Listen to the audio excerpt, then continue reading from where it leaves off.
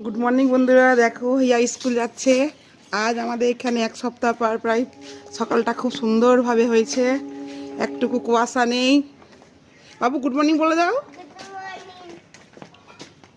এত সুন্দর সকাল প্রায় এক সপ্তাহ পর দেখলাম।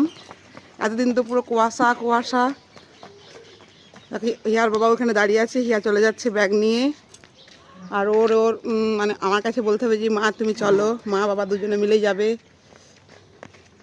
ওকে দিতে। এখনো বাস আসেনি। দেখছো কি বদমাসি করছে, দেখো পড়ে যাবে বাবু। ব্যাগটা বাবাকে দিয়ে দাও, ব্যাগটা খুলে দাও তো গো।